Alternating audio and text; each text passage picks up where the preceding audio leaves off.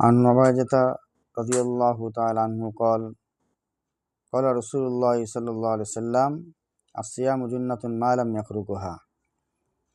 রসুল সাল্লাল্লাহু আলাইহি সাল্লাম বলেন, রোজা ঢাল স্বরূপ, যতক্ষণ না সেটাকে ফেরে ফেলা হয়। তো রোজা মানুষের কিভাবে ফেটে যায়? মানুষ তো রোজা রাখে আল্লাহ পাকের থেকে কিছু পাওয়ার জন্য, কিন্তু নষ্ট হয়ে যায় কিভাবে? উলামা কেরাম এখানে 5টি কারণ নির্ধারণ করেছেন। 1 নাম্বার, দৃষ্টির হেফাজত করা। দৃষ্টি যদি হেফাজত করে রোজা ঠিক থাকবে, আর দৃষ্টি যদি হেফাজত না করে তাহলে রোজাটা ফেটে যাবে। অর্থাৎ দৃষ্টিতে যে জিনিসগুলো দেখা নিষেধ সেটি দেখা থেকে বিরত থাকবো। যেমন রমজান মাস, মানুষের খাওয়া দাওয়ার কাজ নাই, কিন্তু সে দোকানে বসে অনেক গুনাহের কাজ করতে থাকে, চোখ দ্বারা বিভিন্ন জিনিস দেখতে থাকে। এমনকি অনেক দোকানের সিনেমা পর্যন্ত মানুষ রোজা রেখে দেখতে থাকে। তো দৃষ্টি হেফাজত হলো না। 2 নম্বর, জবান।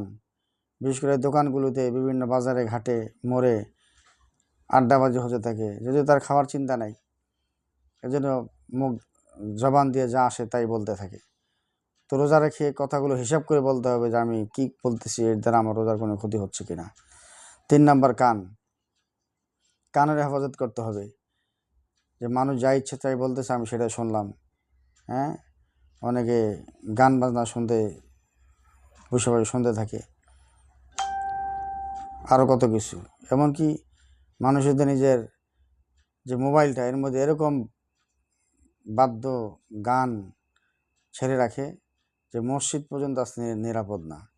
তাহলে এই যে আপনার শুনতেছেন না, কিন্তু আপনার মোবাইলে এরকম কিছু করে রাখছেন যে পুরা মসজিদ গরম হয়ে যায়, এরকম গানের সাউন্ড, এটা আমার মোবাইলের রিংটোন। তাহলে কোথার থেকে আপনার কান হেফাজত হবে? এই জন্য রোজা অবস্থায়, রোজা কেন, সর্বসময় এই সমস্ত গান বাজনা থেকে আমার বিরত থাকতে হবে। তাহলে 1 নম্বর গেলো দৃষ্টি, জবান, কান, 3টা। 4 নম্বর, অঙ্গ প্রত্যঙ্গ হেফাজত করতে হবে।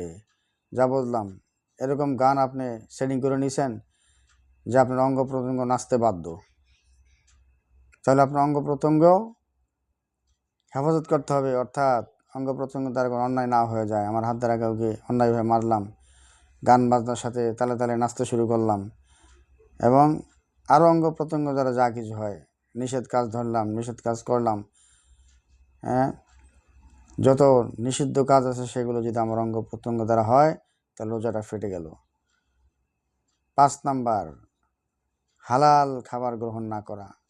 যদি হালাল খাবার গ্রহণ না করি তো রোজা ফেটে গেল, এই রোজার দ্বারা কোনো কার্যকর হবে না। আর যদি আমি